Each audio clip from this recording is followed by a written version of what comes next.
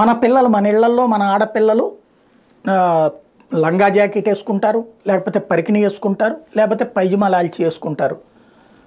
కానీ స్కూల్కి వెళ్ళేటప్పుడు కాలేజీకి వెళ్ళేటప్పుడు యూనిఫామే వేసుకుంటారు. అన్ని మతాల వాళ్ళు ఇప్పటిదాకా అట్లాగే వేసుకున్నారు. హిందువుల పిల్లలు కూడా అట్లాగే వేసుకున్నారు. కరెక్ట్గా ఎలక్షన్స్ కొద్ది రోజుల ముందు మేము బురకా ధరించి వస్తాం, మేము హిజాబ్ ధరించి వస్తామంటూ ముస్లిం ఆడపిల్లలు కొంతమంది ఉద్యమం చేశారు. వాళ్ళ వెనకాల ఎస్డిపిఐ పిఎఫ్ఐ అనే సంస్థలు ఉన్నాయి. దాంతో ప్రభుత్వం అక్కడ బీజేపీ ప్రభుత్వం కాబట్టి అట్లాంటిది వీల్లేదని చెప్పింది. అది ముస్లిములకి దుస్తులు వాళ్ళ స్వేచ్ఛనే హరించడం అంటూ దేశవ్యాప్తంగా రచ్చ చేసే ప్రయత్నం చేశారు. సరే, మధ్యప్రదేశ్ వాళ్ళు, రాజస్థాన్, ఛత్తీస్గఢ్ వాళ్ళు అట్లాంటిది లైట్ తీసుకున్నారు. కానీ కర్ణాటకలో మాత్రం భారతీయ జనతా పార్టీ దెబ్బతిన్నది. అక్కడ ఎందుకని? హిందువులకి పట్టలేదు, ముస్లిములు పోలరైజ్ అయ్యారు. అదే అక్కడ కర్ణాటకలో కాంగ్రెస్ పార్టీ విజయానికి కారణమైంది. హిందువులు కులాల వారీగా విడిపోతారు, వర్గాల వారీగా విడిపోతారు, వర్ణాల వారీగా విడిపోతారు. అదే ముస్లింలో క్రైస్తవులు అయితే పోలరైజ్ అయ్యి ఓట్లేస్తారన్నటువంటి ఫినామినా కాంగ్రెస్ పార్టీ మరొకసారి గ్రహించింది. దాంతో అధికారంలోకి వచ్చింది. ఇప్పుడు అందుకే ప్రారంభించింది.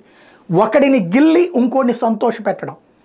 ఆంధ్రుల్ని గిల్లి తెలంగాణను సంతోషపెట్టి ఓట్లు సంపాదించుకుని ఇప్పుడు అధికారంలోకి ఎట్లొచ్చిందో అట్లాగే ఇప్పుడు కర్ణాటకలో హిందూ దేవాలయాలకు వచ్చే సంపద మీద పన్ను వేస్తారట. మామూలుగా ఇన్కమ్ ట్యాక్స్ సెంటర్లో వేస్తారు. కానీ కర్ణాటక ప్రభుత్వం ఒక బిల్ పాస్ చేసింది.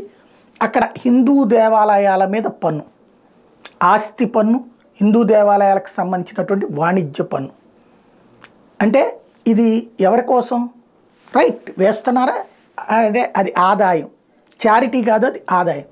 భక్తులు వేసే విరాళాల మీద పన్ను, వెరీ గుడ్. మరి మసీదుల మీద వేస్తావా? చర్చిల మీద వేస్తావా? బౌద్ధారామాల మీద వేస్తావా? సిక్కులకి సంబంధించిన సంస్థల మీద వేస్తావా? గురుద్వారాల మీద వెయ్యరు. ఎందుకంటే వాళ్ళకి వెయ్యకపోతే ఓటేస్తారు, ఇక్కడ వేస్తే ఓటేస్తారు. కాబట్టి కర్ణాటక రూటు మార్చింది. హిందువులని వేధించి, హిందువులని అవమానించి, తద్వారా మిగతా మైనారిటీలను ఒక్కటి చేసేటటువంటి ఒక చక్కటి ప్రణాళిక రచించింది. విభజించి పాలించు. ప్రజలు మరి వెర్రి గొర్రెల్లాగా అలాగే అంగీకరిస్తారా ఏంటనేది చూడాల్సి ఉంది.